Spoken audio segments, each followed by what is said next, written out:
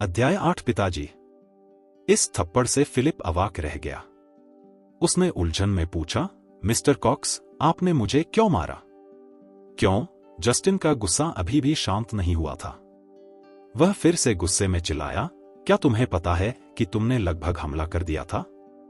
एक ऐसा व्यक्ति जिसके साथ तुम्हें नहीं रहना चाहिए था। अगर तुम खुद को मारना चाहते हो तो मुझे इसमें मत फंसाओ। फिलिप एकदम से कांप उठा।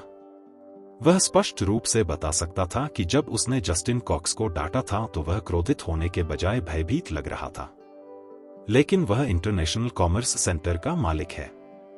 अचानक उसे किससे डर लग सकता है? फिलिप इस विचार से हताश हो गया। अपने चेहरे पर दर्द की परवाह किए बिना वह घुटनों के बल बैठ गया। जोर से चिल्लाया और विनती की, मिस्टर कॉक्स, मुझे नहीं पता था कि यह सज्जन एक सम्मानित अतिथि हैं। यह मेरा पहला मौका है। अपराध? कृपया मुझे माफ करें।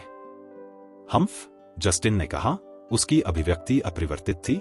आप गलत पेड़ पर भौंक रहे हैं। आपको पूछने की जरूरत है। इस आदमी से माफी मांगो। बोलते समय उन्होंने लियो की ओर देखा जो पहले तो शांत था, फिर तेजी से चापलूसी करने लगा। उन्होंने तुरंत ही अपना भाव प्रकट किया। उन्होंने सावधानी से पूछा, क्या आप मिस्टर लियो कोहेन हैं? 20 मिनट पहले एक ताकतवर व्यक्ति ने उनसे इंटरनेशनल कॉमर्स सेंटर बहुत कम कीमत पर खरीद लिया। ऊंची कीमत पर बेचने के बाद उसने बताया कि वह महज एक बिचौलिया है। इस कार्रवाई के पीछे लियो नाम का व्यक्ति था। कोहेन नामक व्यक्ति ने उस दिन व्यक्तिगत रूप से भवन का दौरा किया। इसलिए जस्टिन कॉल के बाद नीचे इंतजार कर रहा था, उम्मीद कर रहा था कि वह नए पर अच्छा प्रभाव डालेगा। मालिक। उनका मानना था कि अगर वह उनके साथ जुड़ सकते हैं या यहां तक कि एक सौदा कर सकते हैं तो यह उनके लिए बहुत मददगार होगा। भविष्य। उन्होंने यह उम्मीद नहीं की थी कि जब कोई बड़ा आदमी आएगा तो ऐसी नौटंकी हो जाएगी। लियो ने थोड़ा सिर हिलाया और जवाब दिया, हां, मैं हूं। जस्टिन और भी ज्यादा सम्मानपूर्वक अपना नाम कार्ड थमाते हुए विनम्रतापूर्वक अपना परिचय देते हुए बोले, हम आपकी गरिमामयी उपस्थिति से बहुत सम्मानित महसूस कर रहे हैं। मैं इस इमारत का मालिक हूं, जस्टिन कॉक्स। आप मुझे जस्टिन कहें या मेरा बचपन का उपनाम मीटबॉल। फिलिप और अन्य सभी गार्ड दंग रह गए। वास्तव में मीटबॉल जस्टिन का बचपन का उपनाम नहीं था, बल्कि एक उपनाम था। बिल्डिंग के कर्मचारियों ने उसे यह नाम दिया था।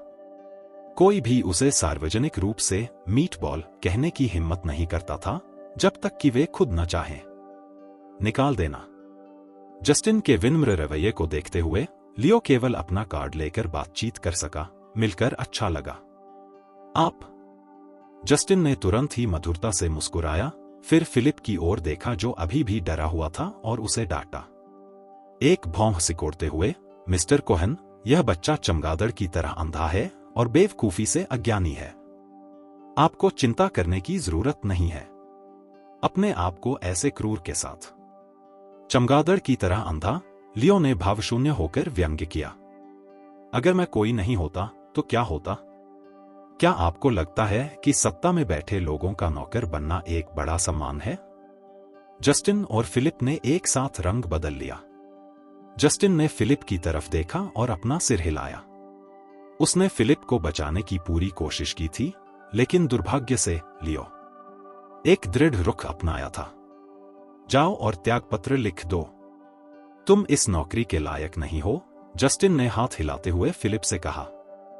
मिस्टर कॉक्स, फिलिप और कुछ कहना चाहता था लेकिन जस्टिन लियो को इमारत के अंदर ले जा चुका था। मिस्टर कोहेन, क्या आप आज बोली लगाने के लिए यहां आए हैं? जस्टिन दौड़ता हुआ आया और लियो से विनम्रतापूर्वक पूछा। रुचि नहीं है, लियो ने शांत भाव बनाए रखा और सीधे सामने देखा। मैं यहां एक नजर डालने आया हूं। इस इमारत में। इसके बारे में जानिए। मैं समझ गया। जस्टिन ने अजीब तरीके से अपना पसीना पोंछा और फिर पूछा, मिस्टर कोहेन, चूंकि आपने खरीद लिया है इस इमारत के मालिक, क्या मैं इसका जश्न मनाने के लिए इसे आपके हवाले करने का समारोह आयोजित करूं? जी नहीं, धन्यवाद। लियो ने बिना किसी हिचकिचाहट के मना कर दिया और समझाया, मुझे इस तरह की औपचारिकताएं पसंद नहीं है। जहां तक इस इमारत का सवाल है, अगर आप चाहें तो आप यहां नाम मात्र के मैनेजर बन सकते हैं। मैं इसे सिर्फ मजे के लिए खरीद रहा हूं। मजे के लिए खरीद रहे हैं? मुझे लगता है कि इसका मतलब है कि आपके पास भरपूर पैसा हो, जबकि हमेशा कम पैसे खर्च करने पड़े। क्या आप मेरी प्रोफाइल देख रहे हैं? जस्टिन ने सोचा, क्योंकि उसकी आंखों में श्रद्धा और भी प्रबल हो गई थी। उन्होंने लियो को बिल्डिंग की सुविधाओं का दौरा कराया। रास्ते में उनकी मुलाकात कुछ महिला कर्मचारियों से हुई, जो सफेद शर्ट, काली स्कर्ट और मोजे पहने हुए काफी युवा दिख रहे थे। वे जस्टिन और लियो के बारे में फुसफुसा रहे थे जो साथ साथ चल रहे थे।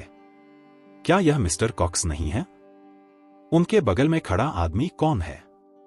वह तो बहुत जवान दिख रहा है।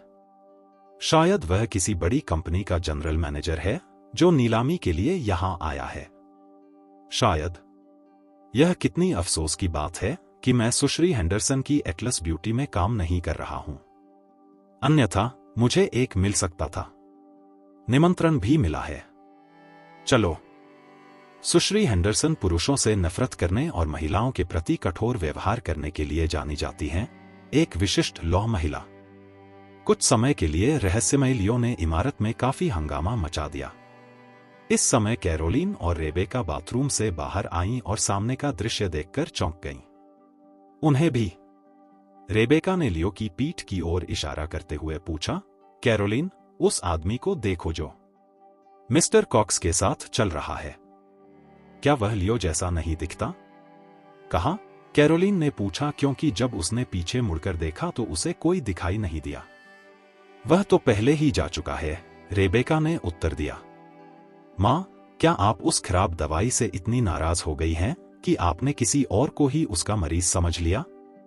ऐसा कैसे हो सकता है?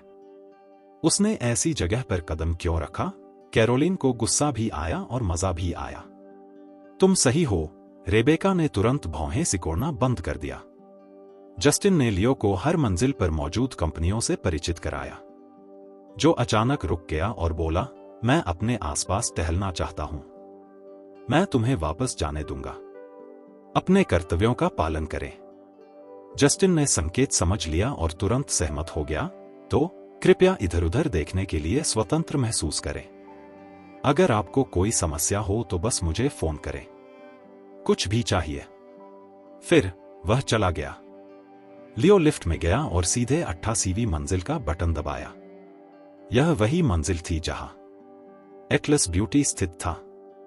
दरअसल एटलस ब्यूटी ने इंटरनेशनल कॉमर्स सेंटर का 7888F किराए पर लिया था और इसमें कोई संदेह नहीं था। पूरी बिल्डिंग में सबसे बड़ा समूह। 88वीं मंजिल पर एटलस ब्यूटी का अध्यक्ष कार्यालय था। जैसे जैसे लिफ्ट ऊपर चढ़ती गई, लियो ने अपने पैरों के नीचे धीरे धीरे छोटी होती जा रही इमारतों को देखा और अचानक उसे अपने मूड में बदलाव महसूस हुआ। उसने पाया कि उसे अपनी सामान्य शांति बनाए रखने में परेशानी हो रही थी और उसके होंठ कसकर बंद थे एक साथ। उसे समझ में नहीं आ रहा था कि वह उस महिला का सामना कैसे करे जिसका वह पिछले 5 साल से बहुत ऋणी था। साल। डिंग। लिफ्ट का दरवाजा खुला। लियो बाहर निकला और राष्ट्रपति के कार्यालय की ओर चला गया। लेकिन उसने तुरंत दरवाजा नहीं खटखटाया। उसके हाथ हवा में उठे हुए थे और रुक गए थे। उन्हें कोई डर नहीं था और गोलियों की बौछार या मौत की धमकियों का सामना करने पर भी वे नाराज नहीं होते थे। लेकिन इस समय वह इतना घबरा गया था कि हिलने डुलने में भी डर लग रहा था। वह कुछ देर तक वहीं जमकर खड़ा रहा, फिर आखिरकार उसने एक गहरी सांस ली और धीरे से दरवाजा खटखटाया। दरवाजा। कौन है भाई? दरवाजा खुलने से पहले अंदर से किसी ने पूछा।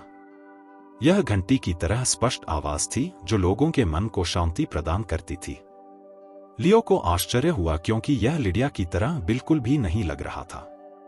जब दरवाजा खुला तो उसने देखा कि एक नाजुक सी बच्ची उसके सामने डरी सहमी खड़ी है और उसे घूर रही है, एक जोड़ी जिज्ञासु आंखों से।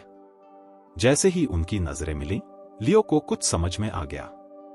उसकी पुतलियां सिकुड़ गईं और वह कॉपीराइट noveldrama.org को देखने लगा। अवचेतन रूप से दूर।